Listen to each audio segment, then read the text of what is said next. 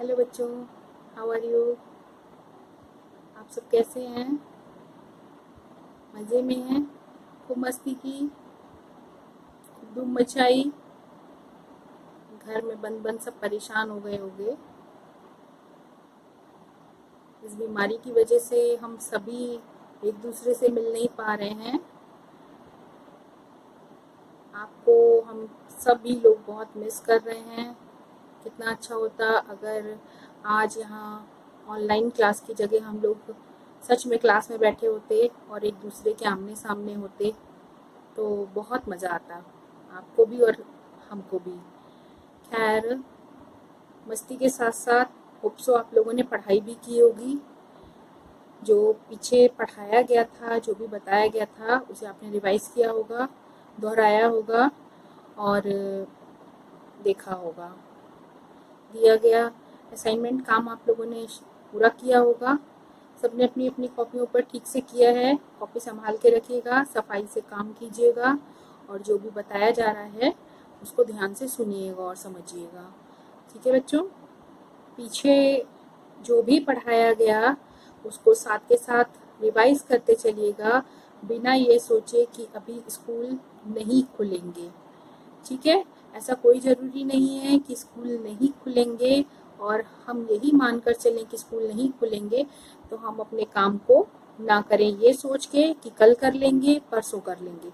हमें जो भी काम मिल रहा है, कोई भी, मैं हूँ या कोई और भी टीचर है, जो भी आपको पढ़ा रहे हैं, समझा रहे हैं और जो भी असाइनमेंट वर्क दे रहे हैं, आप उसको ध्यान से अपनी कॉपी पर पूरा कीजिए। ये आपकी ड्यूटी है। ठीक है, जैसे हमारी ड्यूटी जो है उसको हम पूरा कर रहे हैं, आपको बता करके, समझा करके। तो जो हम समझा रहे हैं, आपकी ड्यूटी है कि आप उसको समझिए और जो भी कहा जा रहा है उसको फॉलो कीजिए। ठीक, जो भी असाइनमेंट वर्क आपको दिया गया था उसको कॉपी पे कर लीजिएगा। अब आगे का जो भी काम दिया जाएगा उसको हम उसके आगे ही करेंगे। ठीक है, उसके लिए कुछ अलग सोचने की ज़रूरत नहीं है। और ये जो मैं पढ़ा रही हूँ ये हिंदी मीडियम के बच्चों के लिए है। हिंदी मीडियम के बच्चे जितना भी वर्क दिया जाएगा सब अपनी कॉपी पर करेंगे और जो मेन पॉइंट्स मैं लिखूंगी या आपको बताऊंगी उनको आप कहीं पर नोट करते हुए चलिएगा। ठीक है, और जो भी डायग्राम आपको बताए जाएंगे उनको आप साइड पेज पर लेफ्ट साइड में ड्रॉ करते हुए चलेंगे। मैं आपको बताते हुए चलूंगी कि किस डायग्राम को किस क्वेश्चन के साथ में बनाना है। ठीक, उसके अलावा अगर आपको कोई प्रॉब्लम होती है तो आप मुझे मैसेज कीजिए। तो आप लोग अपनी बात कहिए, मेरे से जो हो सकेगा मैं उसको सॉल्व करने की कोशिश करूंगी। ठीक है, चिंता करने की कोई बात नहीं है, लेकिन बस यही है बच्चों कि ये सोच के बिल्कुल पढ़ाई मत कीजिएगा कि स्कूल नहीं खुलेंगे। आपको एग्जाम भी देना पड़ेगा और स्कूल भी खुलेंगे। ठीक है, और हम और आप दोबारा फिर एक बार अपनी क्लास में मिलेंगे।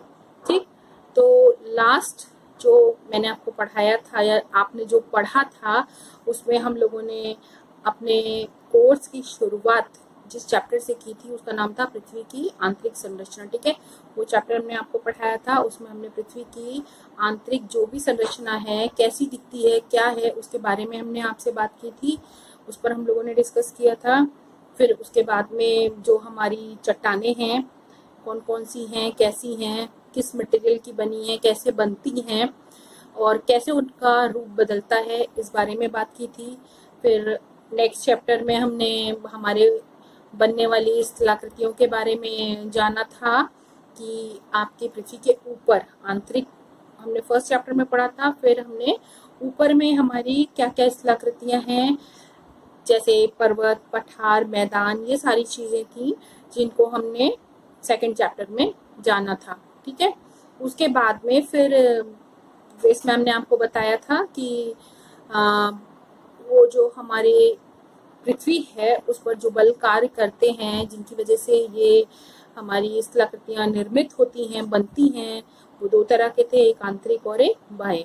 ठीक, और इनके कारण इन स्थलाकृतियों का निर्माण होता है। ये बड़ी स्थलाकृतियाँ थी, उनके अलावा और छोटी छोटी हमारे स्थल स्वरूप के ऊपर हैं स्थलाकृतियाँ, जिनमें आपने जलप्रपात पढ़े थे, नदियाँ पढ़ी थी, क्षत्रशिला पढ़े थे। ठीक है, भृगु पढ़े थे, अलग अलग नदियों से, हिमानियों से, पवन से बनने वाली स्थलाकृतियाँ थी, जिनके बारे में हमने पढ़ा था। आज हम अपने चैप्टर को जो नया लेने जा रहे हैं उसका नाम है वायुमंडल। ठीक, वायुमंडल मैंने पिछले क्लास में भी थोड़ा सा आपको बताया था कि हम जिस वातावरण में रहते हैं उसके चारों ओर एक हमारे चारों तरफ एक आवरण है, गोला है, जिसके बीच में हम सब सुरक्षित रहते हैं, उसको हम वायुमंडल कहते हैं। और ये वायुमंडल आपकी पृथ्वी पर ही है। आपको पता है कि आपकी पृथ्वी पर कितने प्लैनेट हैं, और उन सारे प्लैनेटों में हमारी पृथ्वी एक अनोखा ग्रह है। और वो अनोखा ग्रह क्यों है, ये आपको पता है? जब हम पिछली कक्षा में, क्लास में हम पृथ्वी के बारे में जब हम पढ़ रहे थे, तो आपको मैंने बताया था कि आपकी पृथ्वी एक अनोखा ग्रह है। क्यों अनोखा ग्रह है? क्योंकि यही एकमात्र ऐसा ग्रह है जिस पर कि जीवन है, जिस पर कि हम आप हैं, पेड़ पौधे हैं। ठीक है, जीवन होने के कारण हमारी पृथ्वी एक अनोखा ग्रह है। इसलिए ये अनोखा ग्रह है क्योंकि यहाँ पर ऑक्सीजन है, गैस है, जिसकी वजह से हम सांस लेते हैं। जल है जो हमारे जीवन के लिए बहुत ही जरूरी है। ठीक है, ये सारी चीजें दूसरे ग्रहों पर प्राप्त नहीं होती हैं। दूसरे ग्रहों पे ना ही तो जल है, ना ही वायु है, और ना ही ऑक्सीजन है, ना जीवन है। और हमें जीने के लिए इन सभी चीज़ों की बहुत आवश्यकता होती है।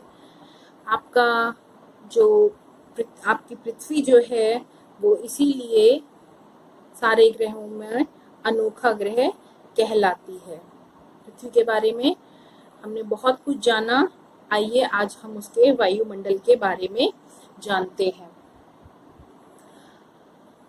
तो चलिए हम अपने कॉपी की तरफ चलते हैं, जहाँ पे मैं आपको कुछ महत्वपूर्ण पॉइंट्स भी बताते जाऊंगी, उनको आप नोट करते जाइएगा।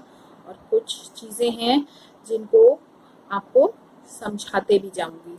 ठीक है, आइए तो हम आगे पाठ की शुरुआत को करते हैं। तो बच्चों, अब हम आपको बता चुके कि पृथ्वी हमारी अनोखा ग्रह। अब वो अनोखा ग्रह क्यों है? ठीक है, ये क्वेश्चन है कि आपकी पृथ्वी अनोखा ग्रह क्यों है।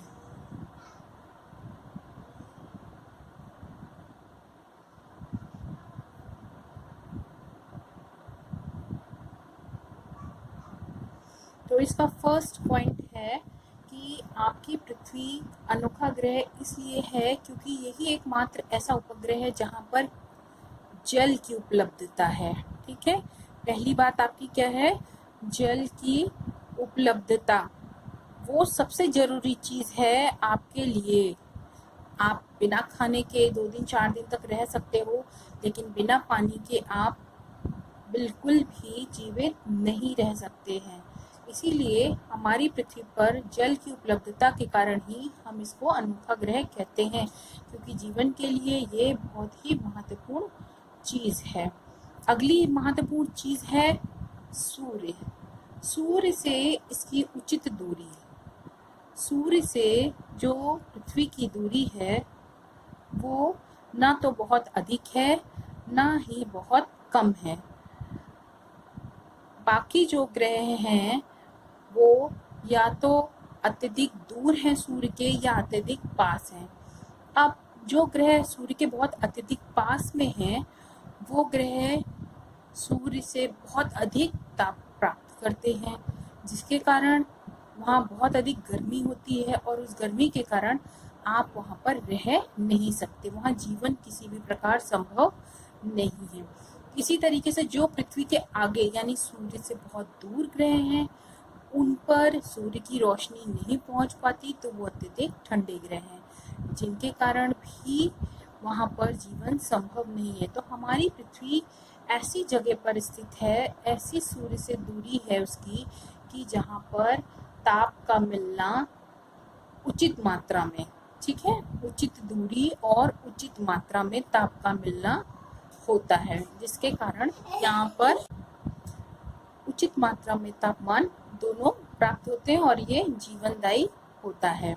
ठीक है, नेक्स्ट पॉइंट हमारा है जीवनदायिनी गैसें। पृथ्वी पर जीवनदायिनी गैसें प्रचुर मात्रा में मिलती हैं, जो हमारे जीने के लिए बहुत ही आवश्यक हैं। उन गैसों के बिना हम जीवित नहीं रह सकते हैं, जिनमें मुख्य रूप से आपकी ऑक्सीजन। बिना ऑक्सीजन के आप सांस नहीं ले पाएंगे और जीवित भी नहीं रह पाएंगे। तो ये तो बात हो गई कि आपकी पृथ्वी अनोखा ग्रह क्यों है और यहाँ पर जीवन संभव क्यों है। ठीक है, नेक्स्ट बात है आपका वायुमंडल। वायुमंडल, वायुमंडल क्या है? हमारी जो पृथ्वी है इसके चारों ओर एक आवरण पाया जाता है। अभी मैंने थोड़ी देर पहले भी इस बारे में बात की थी। इसके चारों ओर एक आवरण पाया जाता है जो विभिन्न गैसों का बना हुआ है। ठीक है, और ये हमें चारों ओर से कई 100 किलोमीटर दूरी में मोटाई में घेरे हुए है। इसको हम वायुमंडल कहते हैं। तो बच्चों, वायुमंडल की डेफिनेशन पृथ्वी के चारों ओर विभिन्न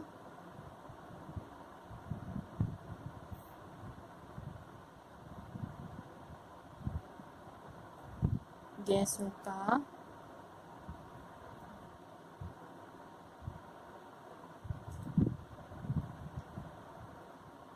एक आवरण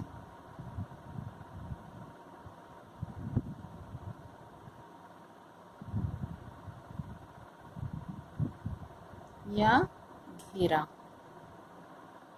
है, जिसे वायुमंडल कहते हैं।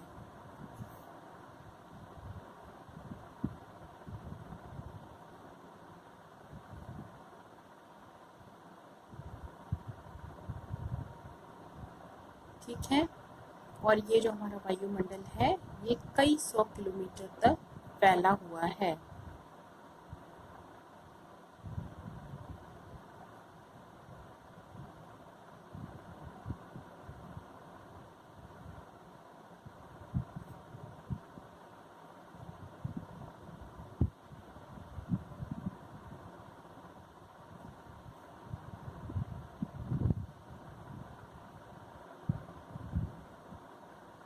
ठीक है बच्चों, ये हो गया हमारा वायुमंडल।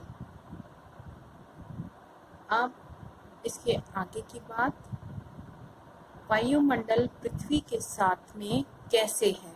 कोई भी चीज़, ये पृथ्वी है, इस वायुमंडल को इससे दूर भाग जाना चाहिए था। ठीक है, ये जो हमारा कंबल की तरह उड़े हुए है, ये क्यों दूर भाग जाना चाहिए? इसके पास में क्यों चिपका हुआ है? इसको तो दूर चला जाना चाहिए। और ये क्यों नहीं जा रहा है, ये इसके साथ में क्यों है, इसको आपको पता लगाना है। आज के लिए थैंक यू।